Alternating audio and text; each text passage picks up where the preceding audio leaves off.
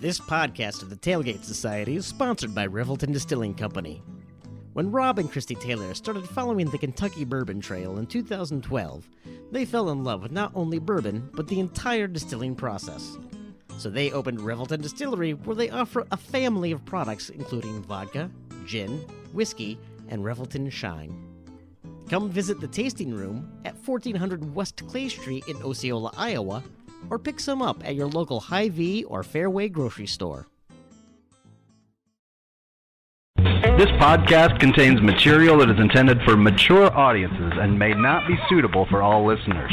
Enjoy. Would you like to sample some of my nuts? I don't want to get on the bandwagon. I'll burn that wagon down and join the band. Traveling troubadours, terrorizing street corners just to try to get some supper in our hands. Now I waited all my life to get this off my chest, scream bloody murder until someone understands that it ain't about the money, the drugs, or the women. I make this noise just because I can, and we'll all join in to that original sin. So let's get rowdy and reckless. Let's get rowdy and reckless. Let's get rowdy and reckless. Just for the hell of it. Just for the hell of it.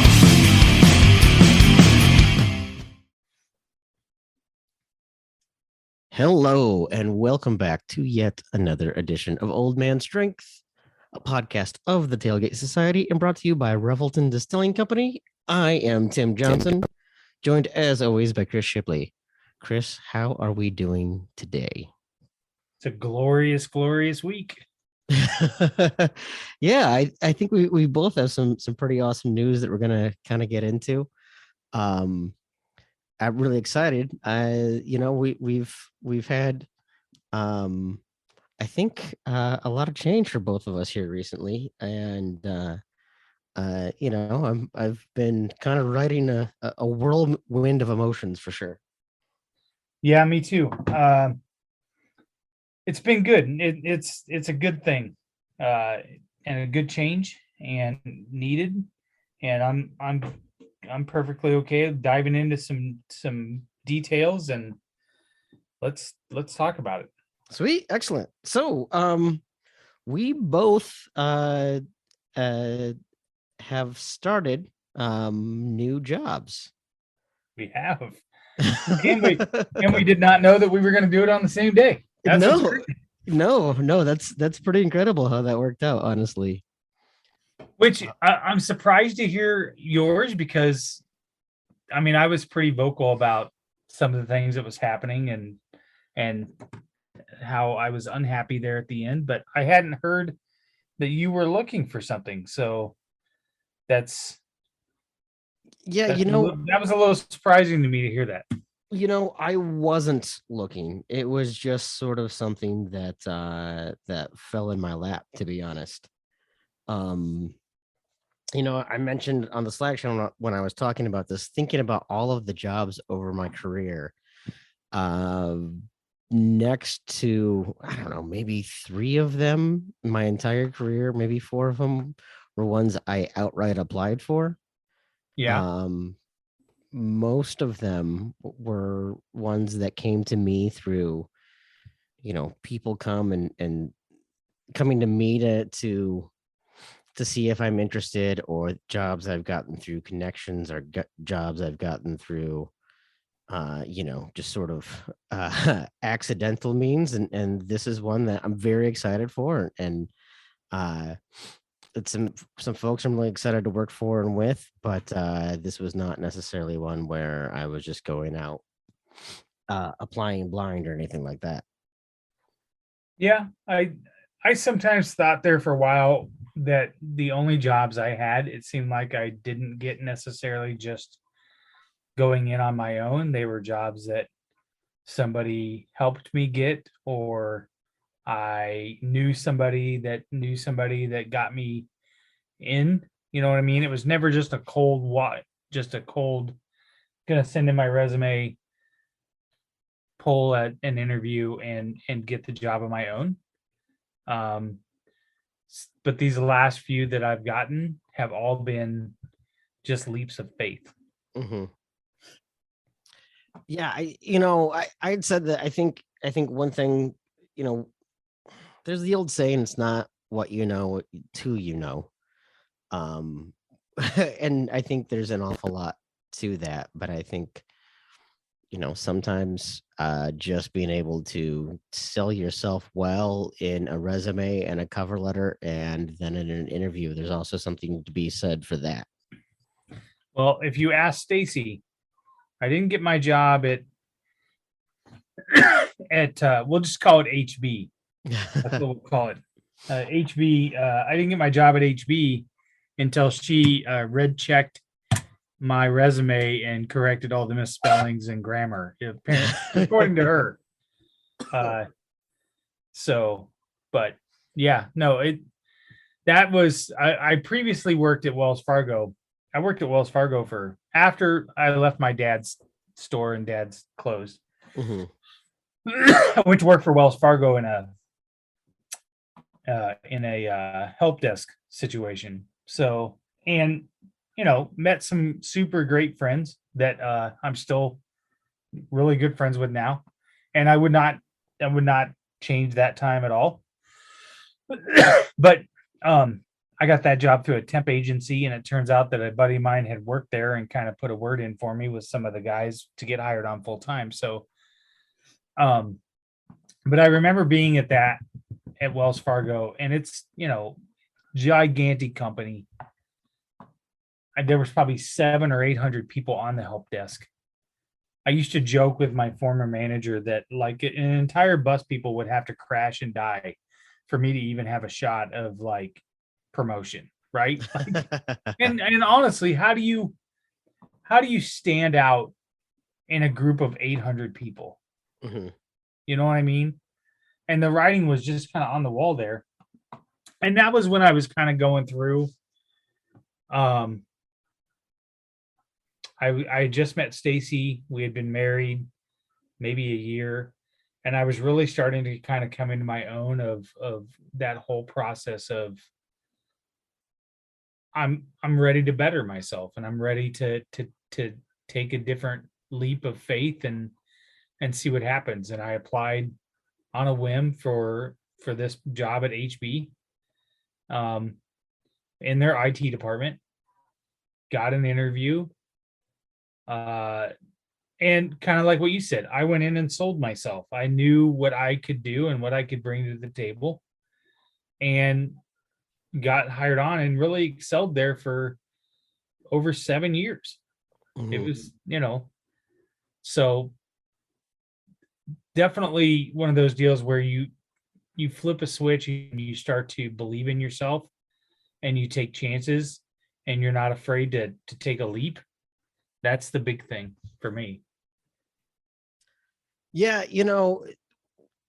In some of my career, I got into Best Buy headquarters kind of the same way as you through a temp agency, not really knowing what was going to go on there. And after, I don't know, 9 months, maybe a year, then they said, "Hey, we really like you. How can we make you a full-time employee?" And I said, make me an offer, knowing full well I was going to take it because I I knew the pay and the benefits right. And everything would be better. And then, my time at Best Buy, I think about the job changes I had there. They were largely job changes that happened to me, not ones that I applied for by any means. There is one instance where I literally got to create my own job and my own team. I saw a completely unmet need that kind of got unaccounted for in a reorganization. And so I put together the business case for it, and I pitched it to my boss and my director and my VP and said, "Hey, this is what's not getting done, and here are the people that aren't getting supported because of this." And they signed off on it. So I literally created my own job at one point, which was kind of cool. And I did that until another reorg. And at that point, I was given some options of what I wanted to do. And I said, I don't like any of those options, so I'm going to move on. um, and I've multiple times in my career, I have quit a job without another prospect directly in front of me, which I think a lot of people would consider stupid. And it probably was stupid. Uh, a couple of those times I had the benefit of having a spouse that was doing okay, and a couple of those times it was just because I thought I could get away with it. Um, but uh, yeah, I mean, I think sometimes there's a little bit of luck, a little bit of skill, and a little bit of man, who knows what that go into finding a new job. Yeah, I remember after I took the job at HB, my good friend who was a manager at Wells Fargo, um, who is the one that joked that we'd have to have a big bus die before I remember, and I admire him, and I look up to him, and he's a very good friend of mine now. But he said to me how proud he was of me that I put myself out there, and took a chance of going to a different company in a different environment, and not a lot of people would do that, and that meant a lot to me, and that really helped strengthen that I knew I was right. Mhm. But it was funny, when I went to that job, to the new job, Wells Fargo help desk.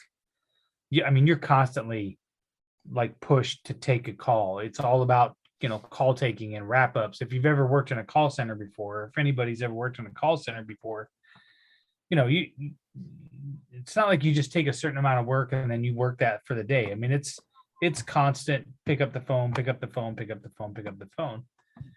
So when I went to this new company, all of their tickets and so on came in, or all of their issues came in via the ticket system, and you would just pull a ticket and work it and so on. And I remember a guy I worked with, my phone rang, and I went to go answer it, and he goes, "Hey, feel the power of not having to answer that phone. You can let it go to voicemail, right?" Yeah. In such a different environment. I mean, it was a smaller company. It was breakfast. They cooked breakfast every Friday morning for everybody. It was free soda. And, I mean, I can remember one day the head of the whole legal department was walking around with a cart with a portable radio and beer, and everybody was having a beer on a Thursday afternoon at 2:00 in the afternoon. I mean, and I was like, is this a test? Like, there's no way. So, but I remember being so ingrained in that Wells Fargo environment of having to take a call, that I would like do my work at this new job fairly quickly, because it wasn't as fast paced. It wasn't as busy. And there'd be days I'd sit there and go, I think I'm doing something wrong. This seems too easy. But nobody's come to me and said anything to me, so I guess it's okay. Yeah, work styles of businesses is something that's really gotten highlighted over the last 2 years, because it seems like there's an awful, like, I think back the previous jobs where I was accomplishing more than a lot of my peers, but because I didn't look busy, then I think my boss did not think that I was as busy, because it was hard for him to wrap his mind. Sometimes for jobs, the difference between results and output aren't the same. You know what I mean? Like if you look at like say for instance in yours, tickets closed versus like actual items resolved, because if you had a chance to pick all of the easiest tickets, you might close 100 tickets, and Right. someone else is closing 20 tickets, but they're working on a lot more complex issues. Who's the one Right. really making more of an impact? And I think sometimes it's hard for people to see that, because so many jobs get reduced to numbers. Yeah. Well, yeah, that there's no doubt about that. And what was nice about that, the culture there was really good. It got pretty toxic at the end, because I think they moved away. A lot of the old management was no longer there. You could tell that there was a sweeping of the old guard there. To the point where the manager that I had at the for the longest time in marketing, she could see the writing on the wall. Yeah. I mean, we'd have conversations about, she knows she's not going to be there much longer because everybody else that was in leadership positions had been replaced. Yeah.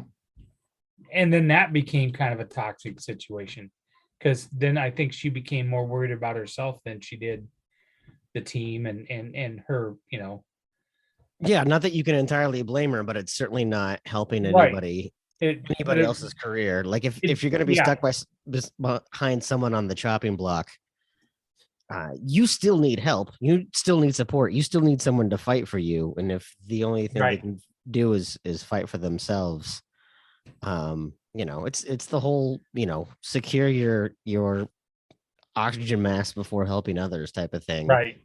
And once she was gone, it was a nightmare. It was not good. I was miserable all day long. Yeah, that gets to be hard.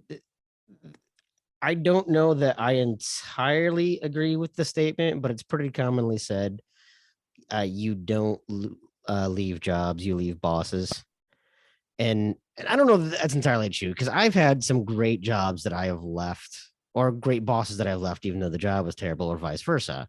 So I think it can be both sides of the coin. I think ultimately it's, what is fulfilling for me? Because I can have the world's greatest boss and hate what I'm doing, and it might make me stick around 6 or 8 months longer. Right. But if I'm ultimately not being fulfilled, I mean, I think when I left Buffalo Wild Wings, I liked some of the people that I was working for.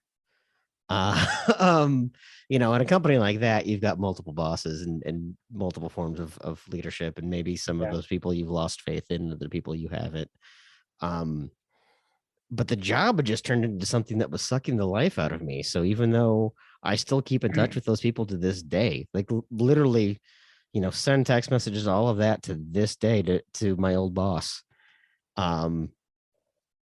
The job just I didn't have it in me anymore, but and then there's others where the most recent job I left, I liked who I was working for.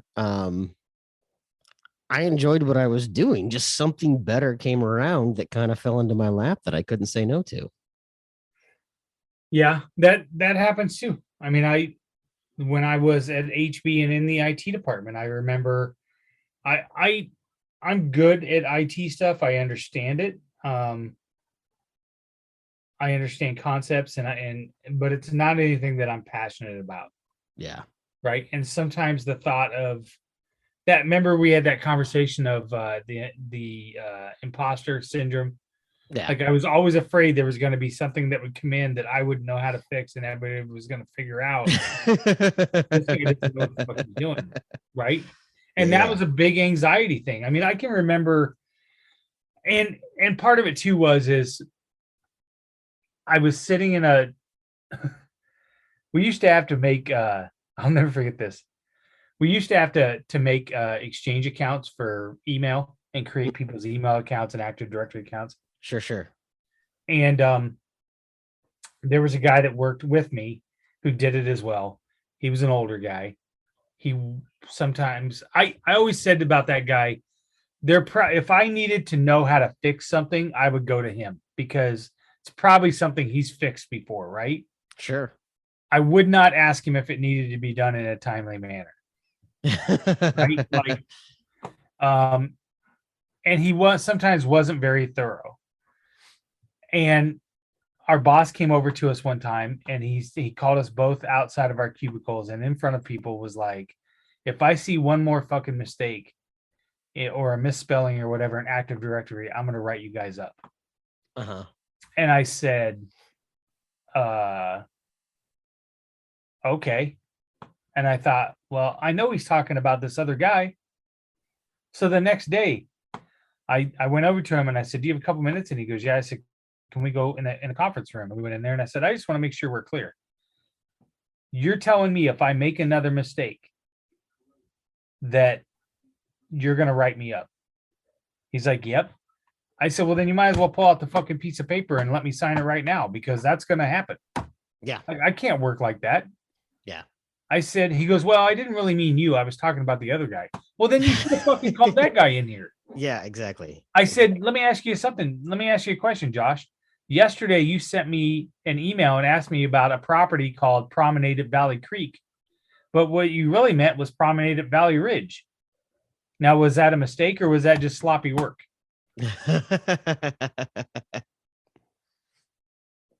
So, I don't know what to tell you. And at that point, I was like, that's, and he just would dump projects on me that I wasn't entirely sure how to fix or do. And then when you go ask for help, he would be like, well, you're on your own. I don't know. You got to, figure it out. So I was in a meeting learning how to program servers, or as I like to say, me thinking about sticking an ice pick in my eyeball. That's what I was doing. Because the thought, I was literally sitting there going, I do not want to learn this. And this is just another avenue of shit that's just going to give me anxiety that I'm not really sure how to do, and I'm going to be responsible for it. And I walked out of the training room for lunch, and the head of marketing asked me, she goes, hey, Chris, you don't know anybody with an IT background that would be interested in a marketing job, do you? And I go, yeah, what about me? So that's kind of how I got into that. But it was, and I loved it. I mean, I fell in love with marketing and the team that I worked with. I mean, it was hard, not going to lie. It was really hard moving over to that team because they were all women under the age of 30 that I worked with. Here I am, 44, 45 years old. Don't have any marketing experience. But I ended up really having a good working relationship with those girls. They helped me a lot, and I think I helped them a lot. It was a good fit. You bring up something that I think is kind of interesting, is team dynamics. When you talk about gender and age, I think that's something that it's not something that should just be overlooked, right? I think when we talk about diversity in the workplace, I think we're talking about all kinds of diversity of experience, diversity of race, gender, sexual orientation, all of that, because I think it eliminates kind of group think. I used to be on a team where there were 4 supervisors. I was one of the 4 supervisors, and we had taken this large pool of people and kind of given them all the same job. It was a mistake from the start, because we took people that were specialists and tried to make them generalists, which, all that means is there's people that were doing a job they loved, and now that job, what they loved became a third of their job, and they had to take on 2/3 of other stuff. And it was a mistake from the get-go. But they used to always talk about one of my employees because he was very introverted, so he wasn't terribly personable. I think they knew that I think they knew that he wasn't comfortable, public speaking for sure, but they knew he just wasn't comfortable in a lot of face-to-face. But the job was looking at maps and planograms for retail and then determining what visual merchandising pieces need to go to a store. So I did not give a shit whether or not he was introverted or extroverted, but they kept on bringing. It's like every time we'd have to go through staff reductions, because it was during a time where Best Buy was doing staff reductions every 2 years or whatever, and both times it come up, and they would always nominate him to get let go, and I would always say, why? They're like, well, he seems uncomfortable, and he doesn't make a really good relationship with a lot of other people. And I'm like, this job isn't about relationships. He's not supposed to be on the phone. He's barely sending emails. He's looking at a map and determining what signs go into a store, what is going on. But the other 3 supervisors, and all of their employees all were basically around the same age group, similar life experiences, similar stories. And so this guy was an outcast for them. And I wanted to be like, that's exactly the type of guy we need on this. We need someone who's going to be doing something different, because he was doing superior work. Like, there was someone on someone else's team that was given an award for something that my guy did every day. He sent it to me and he's like, why are they getting an award? I do this all the time. And I sent that to my boss, who, was in charge of all 4 supervisors. And I was like, what the hell is this about? And he finally addressed it in a meeting. But if you're not careful about how you're making a team, certainly you want chemistry. And sometimes people confuse chemistry with all think the same. Right. And so, and I don't think that that's fair. And so it can be intimidating going to a team where you have nothing in common. And certainly every employee engagement expert in the country will tell you that having a best friend at work is one of the key pieces to employee engagement. But that doesn't mean you need to work with everyone who's just like you. Yeah, I'll give you a good example. There's a girl that worked at HB that, if I wouldn't have worked in the marketing department, her and I probably would have zero to talk about and would have zero in common. Mm-hmm. But we sat next to each other each day and we talked about politics or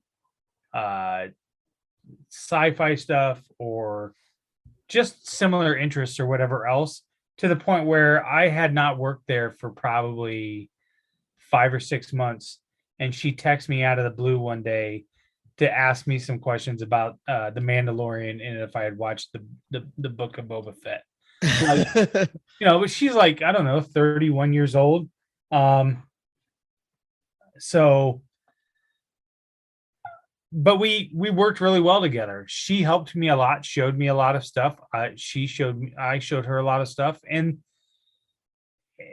it's funny that you brought that up, because today in my training at my new job, we had to take a little diversity video. You have to watch some videos or whatever.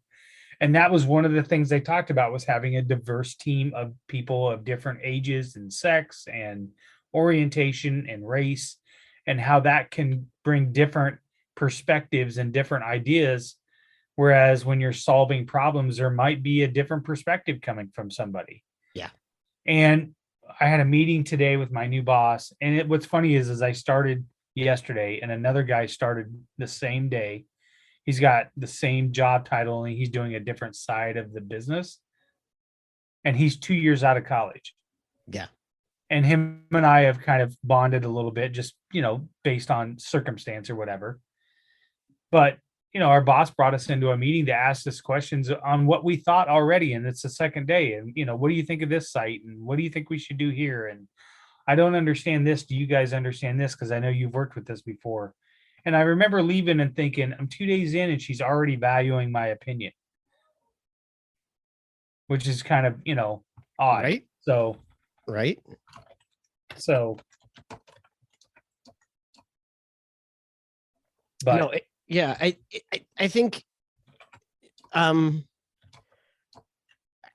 people get surprised by how much they actually have to learn from each other rather than, you know what I mean?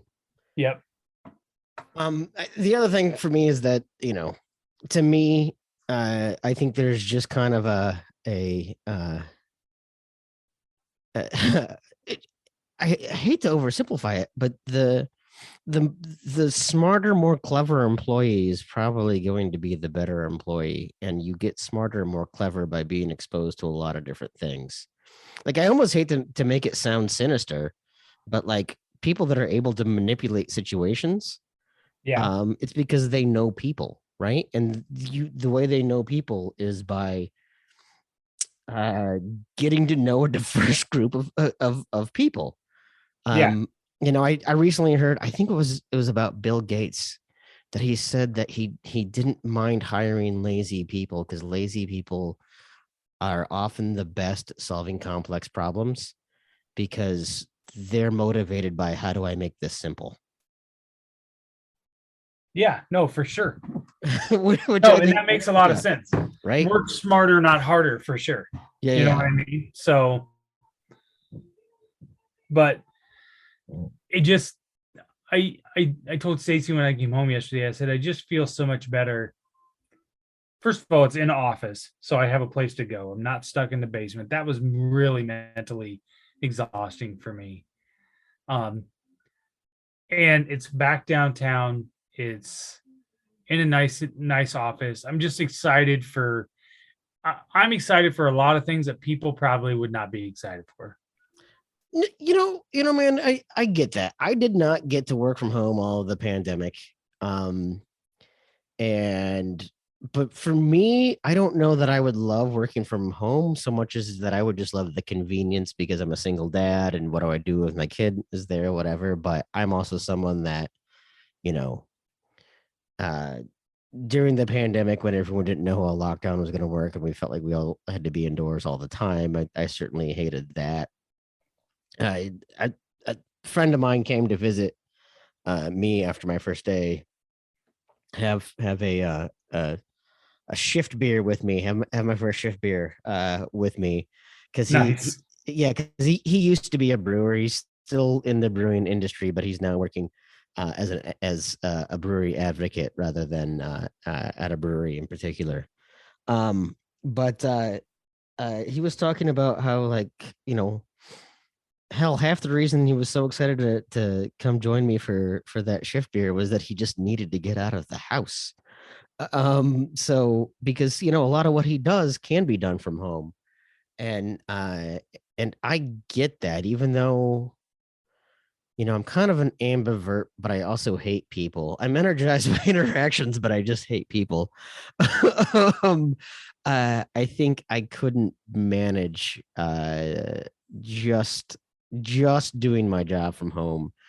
But I think I've also just learned that I need a job that needs to be like physical and tactile and not like a mindless physical job. I mean, occasionally something that can be fairly mindless, but not just a mindless physical job, but like a physical job that requires expertise. I think is where I excel the best. Yeah, I in my interview process with this last job, the one thing that I have always prided myself on, and I kind of talked a lot about, was my ability to see a problem or have a problem and try to figure out a solution and fix it, right? And self-teach myself stuff. Mm-hmm. When I was at Dad's store and we had worked, I was just selling computers and things like that. And we had a technician there that Dad hired, and turns out the guy had stole a bunch of stuff from us and we had to fire him. Ugh. And I remember Dad sitting in the office and he said, I don't know what to do. Should we close up or whatever? And I was like, you know what, Dad, I'll just go back there and figure it out. Like, I've seen him do some stuff. I can, I'll figure it out. And from that point on, I self-taught myself everything I know about IT.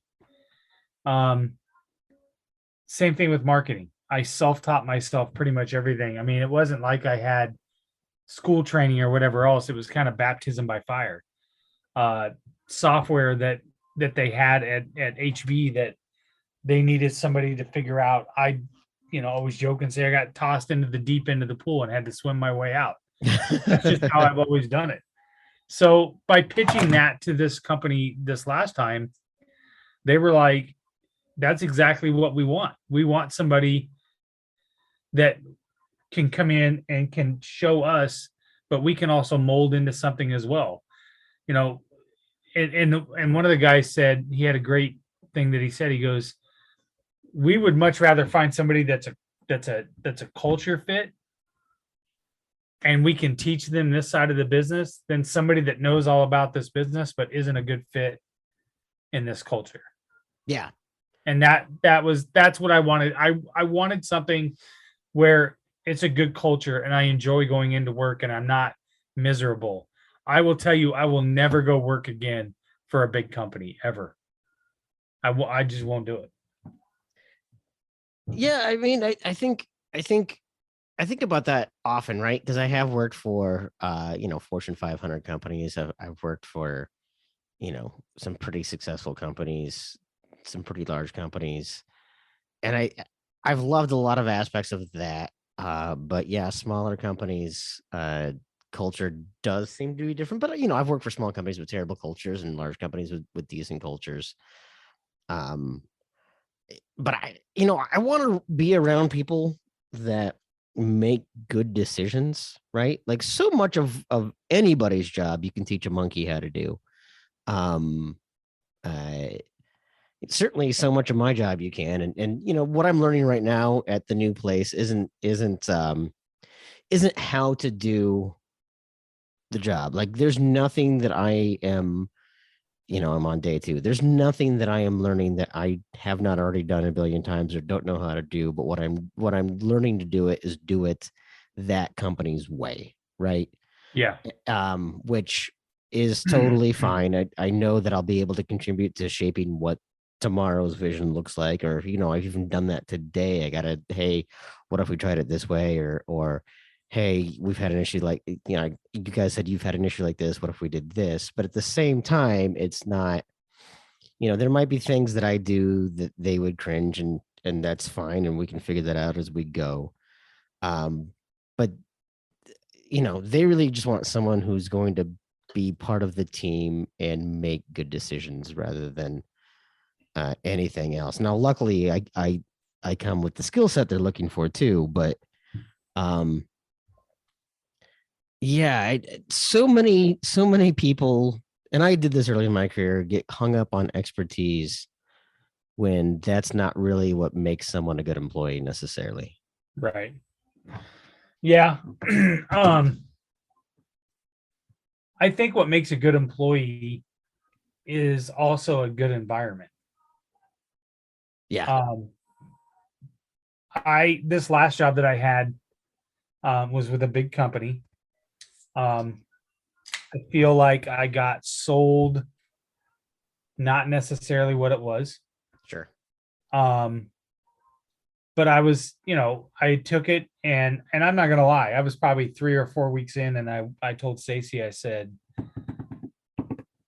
I kind of wish I didn't leave HB because I was at least comfortable. Things were kind of miserable at the end, but I at least knew how to do the job. Yeah. This isn't exactly what I signed up for, but I'm making the best of it.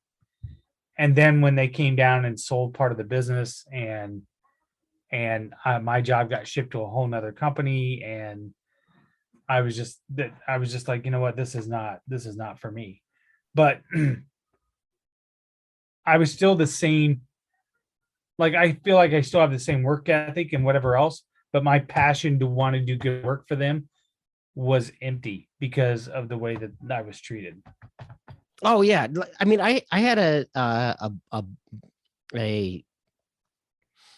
boss once that kind of tried to challenge some of the things that I was saying about like how employees were treated. And they're like, do you really think that's going to make a difference? And I'm like, are you kidding me? Do you work here because you're treated poorly or because you feel like you're treated well? Like, I don't care if I hire like the world's best programmers. If I treat them like shit, they're not going to program well. Right. And I don't understand why for some people there is a disconnect, or so many of these things that, like, when I was at Buffalo Wild Wings, I did have a boss that did a lot of things I did not care for, like send out anonymous surveys and then figure out who answered how and what, which is, just antithetical to the whole thing. It breaks down trust, or, worried about how people talk about things. Or one thing that's been kind of a big one for me lately, because I see some of my friends that work at companies and they post salaries for jobs when they are hiring new people, and that needs to be the norm. I don't understand why we don't allow or discourage, I guess, employees from talking about salary. I understand why, but to me, it's unethical. And to me, Yeah. there's already an imbalance of power. First of all, I don't want to go through an interview process if you're not going to tell me what you're going to pay, because you're wasting my time and I'm wasting your time. Right. But second of all, if you know what I'm worth, pay me what I'm worth, and don't just get me because I'm cheap. I'll decide, if you want to offer me something cheap, but don't make it sound like it's the best you can do if you can do a lot more. And I think for a lot of places, the old school of business is to make employees think that they have it good when you know that you could make it better, but it's going to cost you money to make it better, so you're not going to do that. And it just misses out on how much more successful you are, how much better outcomes you have when you have people that are honestly feel validated and valued and are honest, being treated honestly and fairly. Yeah, that's totally on board with the way it should be. And I studied a lot through these last interview processes about salary and whatever else. And it goes again to what I had said before. I was in a different position now. Like jokingly, when you said they were going to offer you the job and you were going to take whatever they were going to give you, because Yeah. now that I'm 25, 26-year-old Chris probably would have done that. 50-year-old Chris, I'm in a different position where I'm going to hold out for what I think I'm worth. Mm-hmm. And I don't have to leave here, right?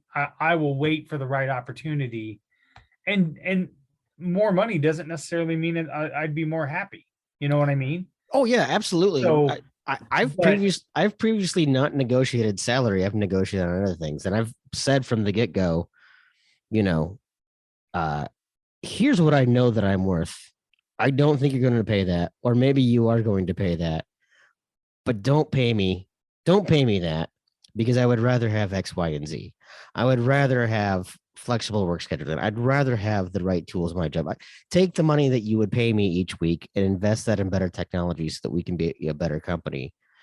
So right. that a year down the road, not only can you pay me what I'm worth, but you can pay me what I'm worth because we're making better product, not just don't do nothing with that. Don't make it any better. And then a year down the road, I have to get paid what I'm worth, but we're still not making better product because we don't have the tools. So, when people talk about negotiation, it's not just about salary. If anything has taught these companies through the pandemic and COVID is that people can excel in different environments and not necessarily in the standard norm that you think that they have to. Right. Now, there's lots of people that can work from home and do their job and do it at a high level and still have different aspects of not having the typical work in the office 8 to 5, clock in, have a half an hour lunch, what have you.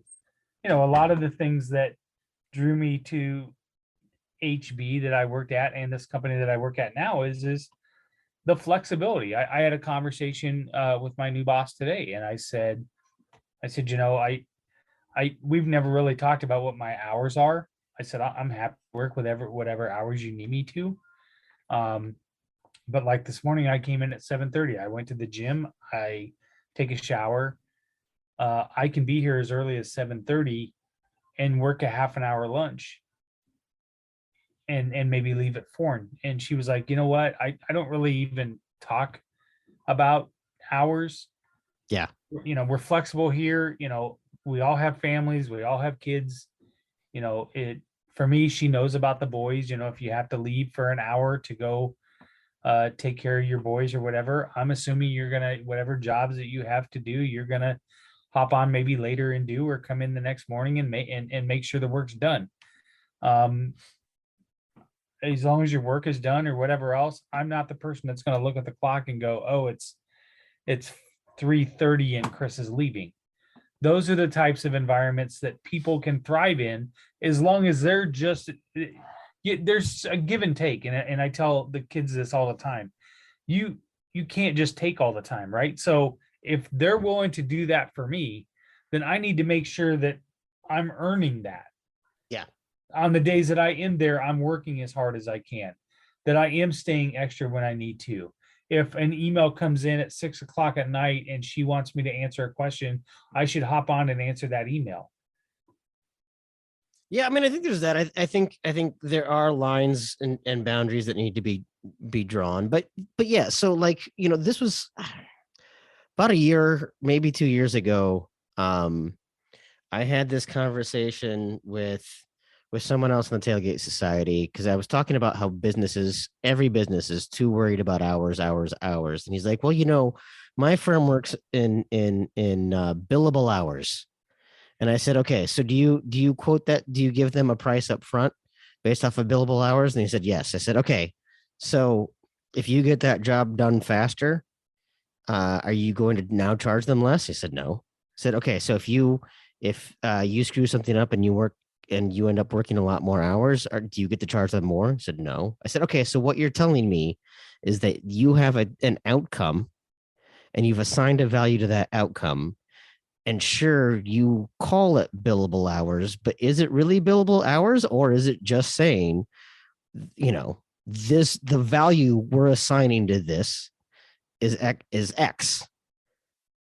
If you're not going to charge, Y or Z, then really the value, what anyone is paid, isn't worth it's not the hours they put in. It's what they achieved. And I think it's very hard for people like engineers, like lawyers, like, that work in these billable hours things to not understand.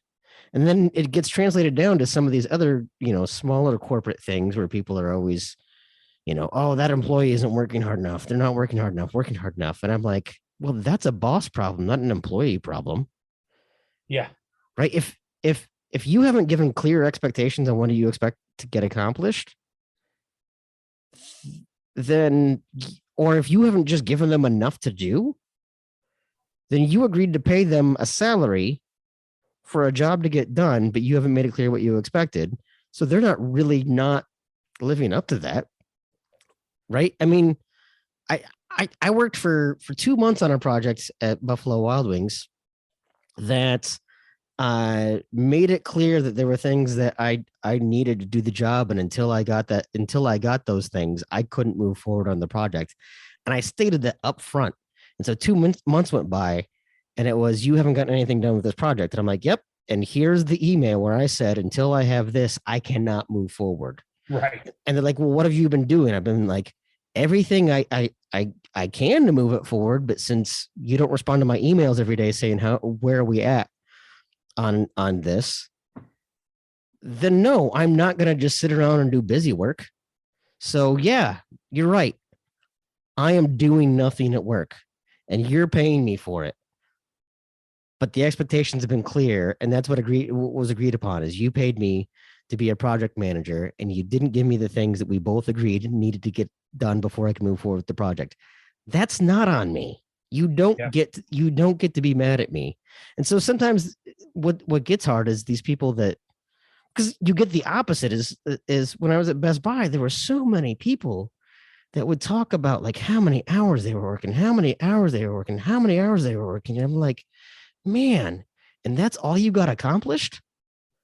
Boy, you sure worked hard for no outcomes. Like so I paying anyone hourly is pretty dumb. I think there's a decent amount of hourly jobs that could be salary. I think certainly obviously things like, service industry, retail, it's a little bit harder to do things like that, right? Yeah. But at the same time, so there are so many jobs where even when they are salary and people still worry about hours. I don't know how many salary jobs I had at Best Buy that still tracked hours. And I was like, what is the point? Yeah, we did that at HB. We'd have to enter our weekly time card. Right. even though I was on salary. Now, this last job that I was at, I did not have to do that. I never turned in a time card. Unless my objectives are widgets per hour, then what do you care how many hours I worked? Because that time card, maybe I do find 40 hours a day to do it. Doesn't say I did my job well. Yeah. Meanwhile, my teammate might have only worked 30 hours, but he's way more valuable to the company. And you're going to tell him he's not working hard enough or working smart enough?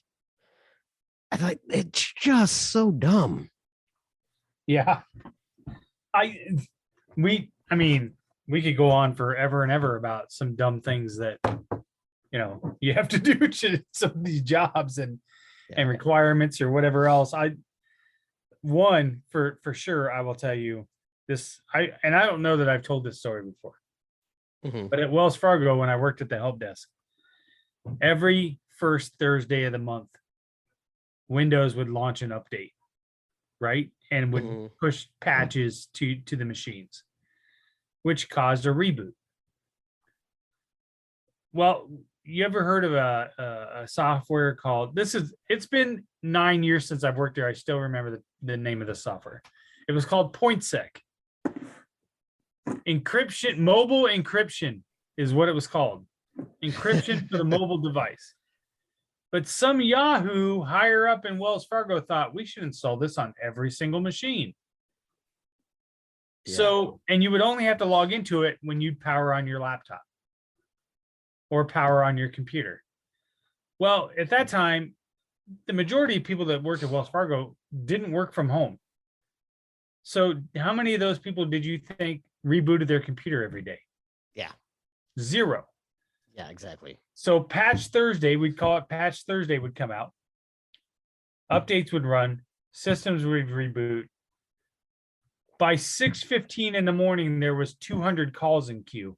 Because nobody could remember what their PointSec password was. Yeah. And the procedure to reset your PointSec password was you'd have to have them hit the tab key like 3 times to get to this sub menu and hit enter. And then, because you couldn't use your mouse, right? Because it was outside a window. And then they would have to read you a code. And then you would read them a code back. They would type that code in, and then they could reset their password and then be on their way. Every month. The same, because they never rebooted that. So by the time the month would roll around, they didn't remember what they set that password to. Right. And somehow, Tim, they would get to the point where they would remember how to do the procedure and already have the code up for you, but they couldn't remember a simple password for that site. And I remember going into my boss's office one day and I go, hey, I want to know what fucking moron thought it would be a great idea to put mobile encryption on a bunch of machines that aren't mobile. That's what I want to know. Oh, but it was just like, that's one of those deals where I'm sure there was a reason, and I'm sure, but it was a brutal existence of having to take those calls on that. You just knew that Thursday was going to be a nightmare when you came in, and it was no fun. Yeah. Well, so we spent a lot of time bitching about things that are wrong in the workplace. I want to take a few minutes here for kind of the rest of our time to talk about why we're excited about what things are looking like for us now. Yeah, for sure. I know for me, it's just the environment. The environment of somebody showing interest in what my ideas are and what I bring to the table. Everybody wants to be loved and wanted, right? That's basic human nature. And to walk into an environment where People are excited that you're there. They're excited that you're going to be able to help them, and bring something new to the table. Is nice. And just, I'm excited to just be able to have coworkers that are friends again. You know what I mean? I mean, some of my great friends that I have are people that I've met that I've worked with, that, we tell stories and have good memories and things like that. That's what I'm excited about, number one. What about you? I'm excited that there's just so much about this place that checks off boxes of if I could design a company that I want to work for. Yeah. When I first got into brewing, I really enjoyed the company I worked for, but I didn't really know what it is that what I wanted or needed in brewing. You know what I mean? Because it was my first foray into brewing, and then the last place that I worked at, it was the right fit for me at the time, right? It was the right fit for my needs. But I was not dishonest with myself about the shortcomings of the tools, the resources, the things that I would like to see a brewery invest in or be able to invest in. The growth strategy and the deliberate approach to being out in the market that this place has. And so, if you would have asked me 6 months ago, Tim, describe your ideal brewery, this place is awfully close. And I think more than anything, I don't know, 12, 15 years ago, I met this dude that worked in finance. Even at the time, he might have been at Wells Fargo, ironically, but he worked in finance, and he was a home brewer. He was a friend of a guy that I worked with at Best Buy. Good guy. We kind of hit it off. We knew we were home brewers. And I watched him go do the American Brewers Guild Intensive Brewing Science and Engineering program. And I watched him get jobs in the brewing industry. And, the whole time I kept on thinking, oh, I wish I could do that. I wish I could do that. And eventually I was like, well, then why don't you do it? If you watched him do that, and so then I did that. And so then, for the last, the better part of the last decade, we've been sitting there watching each other in the same career, admiring each other and enjoying this, and then watching him bring on people that I also respect and admire, and he's assembled this great team of folks, and so when this opportunity came up to work with this guy who's been a very dear friend, and I don't just mean that in a professional sense, I mean like in a personal sense, like our families have hung out together. We've had dinners and 4th of July weekends and things like that together. So, a lot of mistakes at bachelor parties and things like that. But, and so the opportunity, we've always kind of joked once I got into the industry, someday we're going to work together. Someday we're going to work together. And I say joke, not like, we thought it was funny, but like, yeah, it could happen, but it's rare that you make that happen where you get to work with a friend without starting your own brewery. And both of us were like, well, that would be a dumb idea. So, so now I kind of get to work at a place that I really respect and value with people that I really love and respect and value. And it's, extremely rare. So, yeah.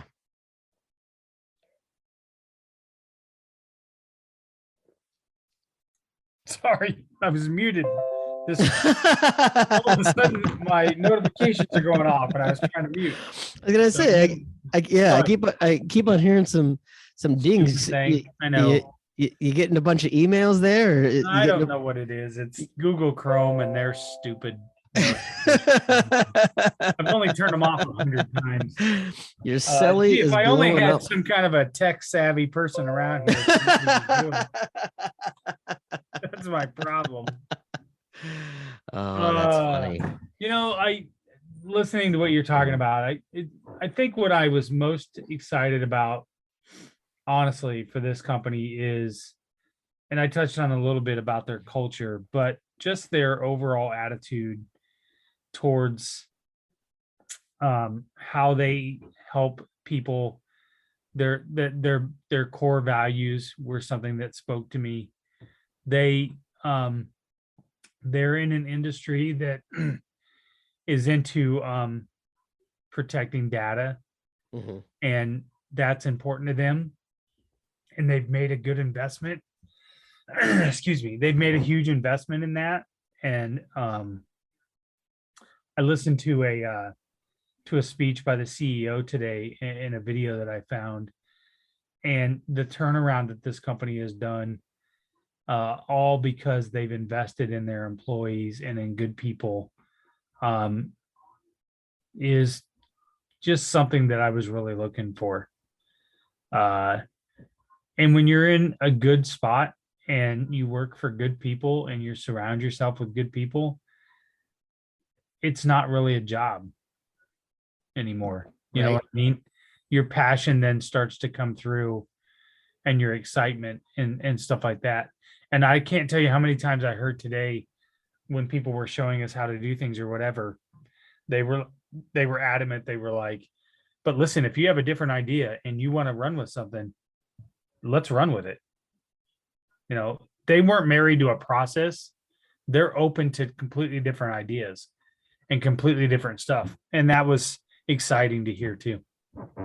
Yeah, that's really cool. So one of the guys I get to work with is a guy that I hadn't really met before. I knew about him. We've been in the industry about the same time, and he was taking some time to show me some stuff today and go through some things. And I told him, I'm like, just pretend like I'm an idiot and train me that way. I think that's the best way to make sure that neither of us are taking anything for granted. But then, after we got done with the day, then we were sitting having a beer, and he was just, we're sitting there with the owners, and they kind of both left. And he's like, man, this is my favorite thing about this place is just like the culture and how we all get along and how, nobody's leaving each other hanging.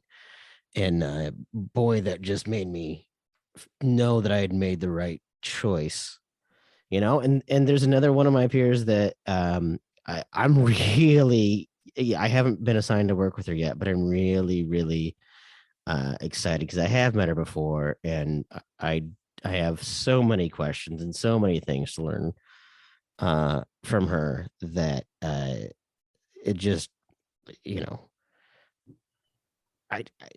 when you know of and about your peers and you get excited and you're humbled by them, then sometimes it's kind of an amazing place to be too.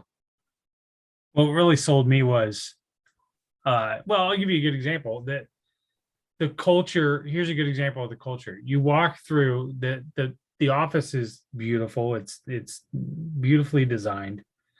You go down into kind of the break room area, and it's big glass partitions. And on one side, as you're walking in, it says "Play Hard," and inside there is a ping pong table, shuffleboard, and over to the right is a keg.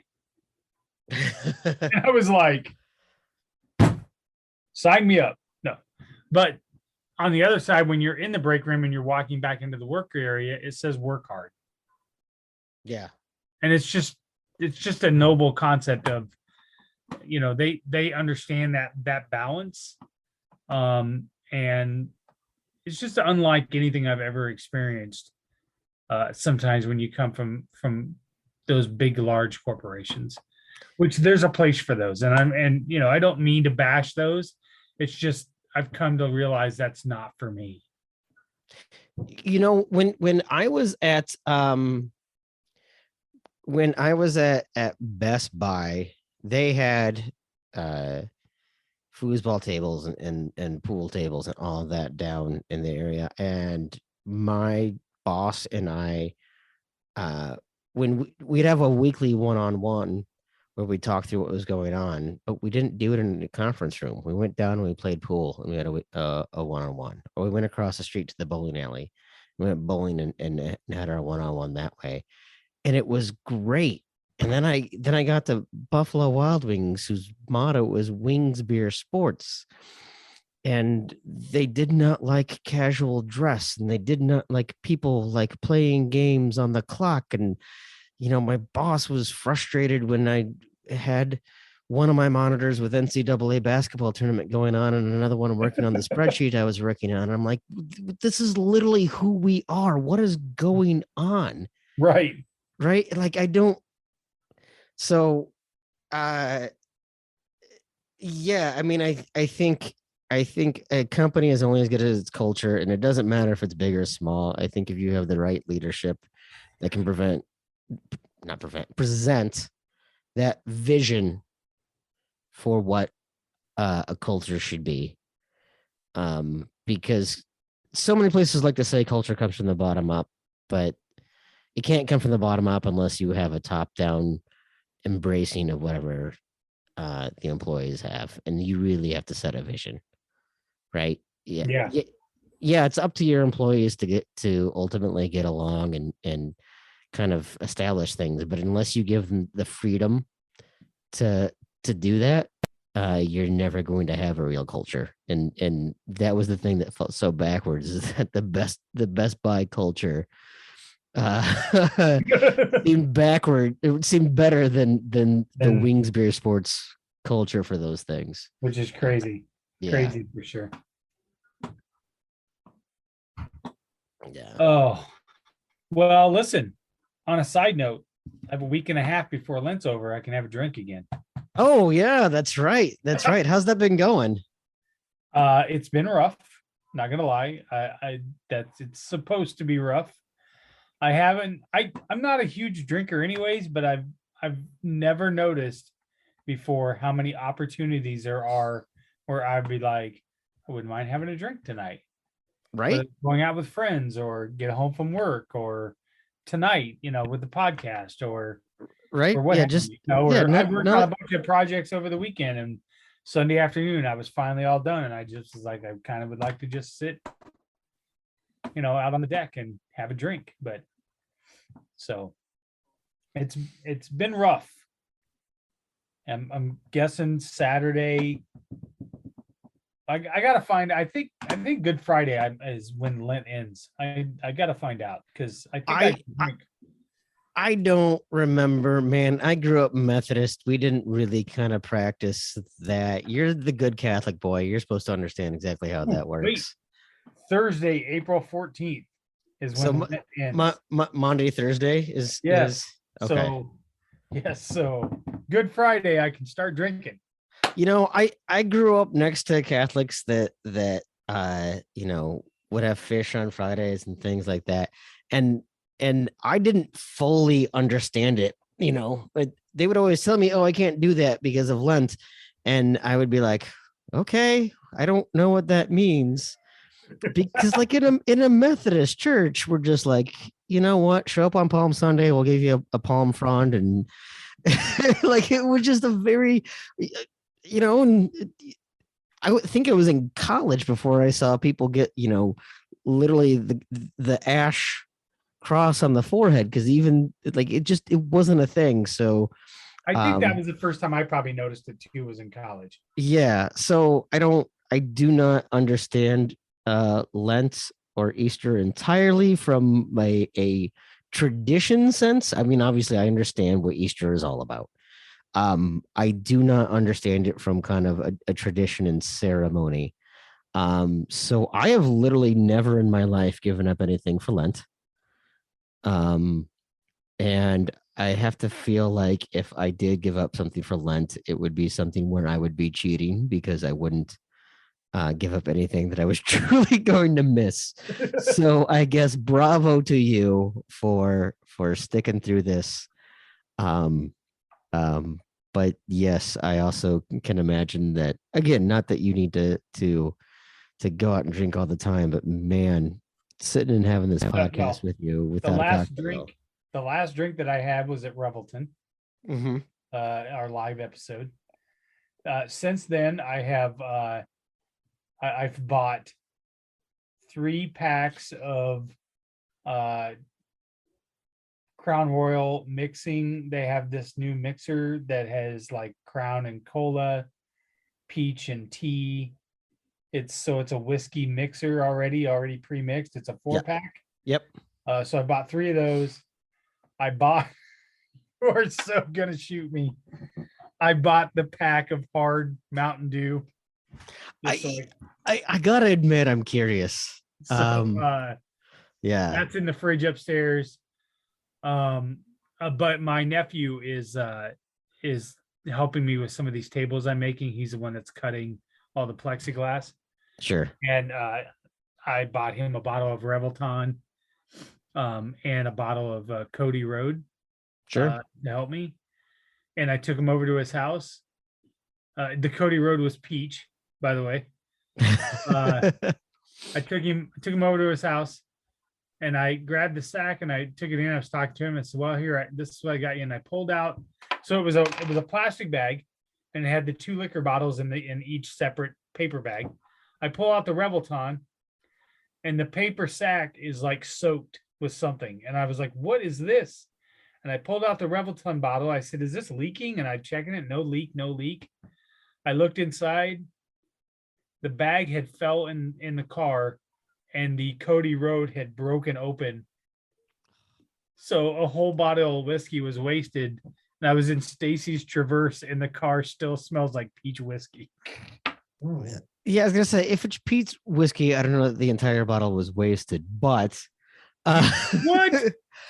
flavored, I can't get down on flavored whiskeys. I just can't. If you're gonna use them in a cocktail, maybe I get it, but then use some other type of natural flavoring. But if you're gonna take something like whiskey and then use artificial flavoring, and I'm sorry, it is artificial flavoring. It is a propylene glycol based flavoring. If you're going to do that, it's fine. It has its place. Everyone should drink what they like. I say this all the time: drink what you like, but that doesn't mean I have to like what you drink. And I'm sorry. Now all of a sudden we have elitist Tim on the podcast. hey, no. Strength listeners, I'd like to introduce you to the Bitter Units version of Tim. drink what you like, but peach whiskey, I'm sorry, it screams like 15-year-old who's first learning how to drink. I really You're insulting me now. Yeah, so it's like every other episode of Old Man Strength. Oh. No. What can I say? I stay away from flavored vodka. How about that? I don't drink that. You know what's ironic about that? I don't have as much of a problem with flavored vodka, because vodka in and of itself, if you make it right, shouldn't taste like anything.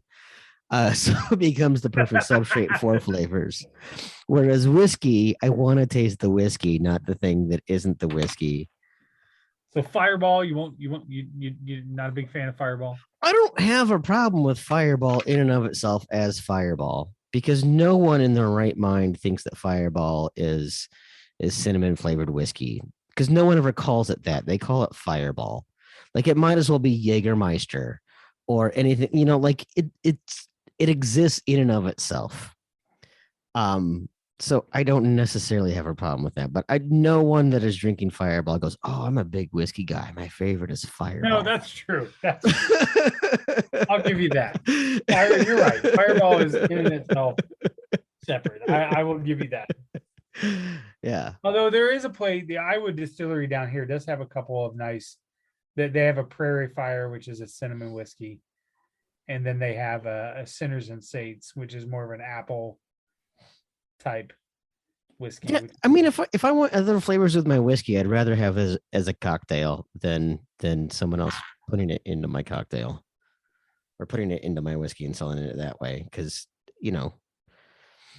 yes, that is a whole other rant. But all right. So now I'm gonna dive into a terrible, because I realize you're gonna school me. I see some of the stuff that you drink is beer that has infused flavors in it. Mm-hmm. What's the difference? So if you've ever seen any of my rants on beer and infused flavors, I wrote a whole article for the Tailgate Society. If you want to look out, Tim Complains About Beer, Volume 1. Or no, Volume, which one was it? Anyway, it was Volume 2. When does beer no longer taste like beer?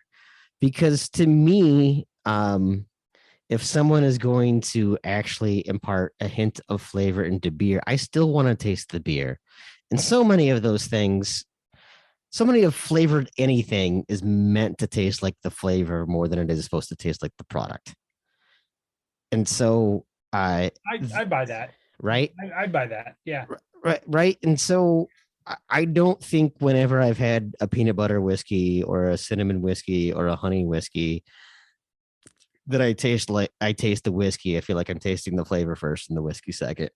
For me, any flavored beer that I have, I want to taste the beer first and the flavor second. And they should really complement, not hide. And I think that's probably my other thing is it's like when someone orders a high-end whiskey Coke. Like, you should always order a rail whiskey Coke. I'm sorry, you should always order a rail whiskey Coke because that Coke is covering up that whiskey. Like, right. why would I buy a $50 whiskey and then cover it up with Coke?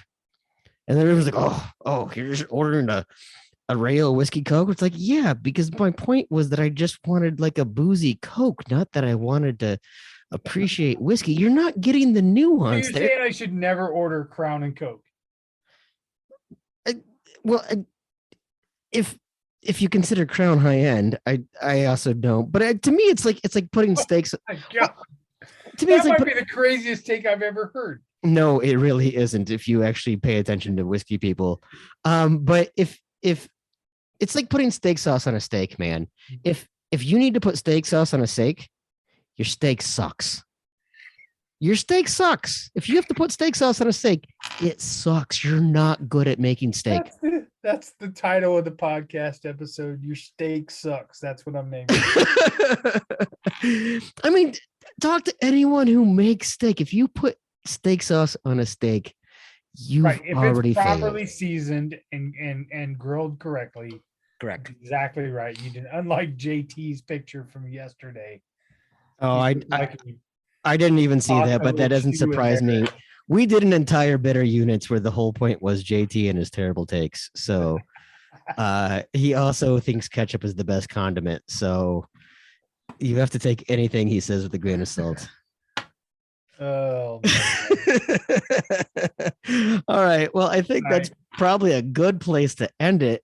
Chris, is there anything you want to kind of talk about? Anything up and coming? Anything you want to plug? Well, we have next week, we have John Miller from the Hawkeye Report, Hawkeye Podcast is coming on. He's going to talk to us a little bit about Hawkeye stuff, give him a chance to come on, and also talk a little bit about his journey, how he's kind of evolved politics-wise and things like that. And then, of course, we're about a month out of having Jamie Pollard on. So I'm very excited for both of those. Pleasantly surprised by John coming on. Since we are often accused of being a biased, one-sided podcast, as if we have ever claimed to be neutral in any way, shape, or form. I have no problem engaging with Hawkeye fans. I have no problem with it. Absolutely. They just need to keep their delusions. But yeah, no, I'm really excited. I think that should be fun. He's not someone that I've really ever interacted with, but I've been aware of, noticed, and followed tangentially. So I think that one should be really good. Really excited for that. You bet. Sorry, I'm distracted. Caitlin's over here scrolling through Tinder. I just downloaded Tinder again. She's currently single, by the way. So yeah. Are we gonna have to do? I don't know. There was a guy there holding a shotgun, and I think she swiped right on it. So we're gonna have to do our dating advice 2.0 episode, I guess. Yeah. This time you get to pick my future husband. Oh boy. Okay. Wow. Well, it's clearly worked out for me picking them. All right. Well, definitely on that note, I think that's where we are Painted by a good. Lamborghini. Sorry. Okay. I know. Hey, Just I trying can to wrap it up. I'm sorry. I can download pictures off the internet and post them on Tinder too. With that said, we thank you once again for listening to yet another edition of Old Man Strength, a podcast of the Tailgate Society and brought to you by Revelton Distilling Company in Osceola, Iowa. Please go check out Rob and Christy and the gang at Revelton. Check out the distilling process, their beautiful, beautiful tasting room. You can buy some merch. You can sit and relax. Every once in a while, yahoos like Chris and I come down and record a podcast. It is a great time. Please check us out at the tailgatesociety.com for all kinds of great podcasts, articles, general tomfoolery going on over there. You can find us at strength_old on Twitter. You can find Chris at SciGrad. You can find my temporarily empty Twitter account at Tim Johnson MN while I work through some things. Chris, anything else I'm missing? Other than the fact that Revelton did announce that they're now having ladies' nights on Thursdays. Ladies get 50% off cocktails from 4 to 6 p.m. That sounds like a fantastic reason to go visit them. Absolutely. So yes, please go check out Rob and Christy and the gang down at Revelton Distillery, 1400 West Clay Street in Osceola, Iowa. And with that, we will see you guys next time. I don't want to get on the bandwagon. I'll burn that wagon down and join the band. Traveling troubadours, terrorizing street corners just to try to get some supper in our hands. Now I waited all my life to get this off my chest, scream bloody murder until someone understands that it ain't about the money, the drugs, or the women. I make this noise just because I can. And we'll all join in to that original sin.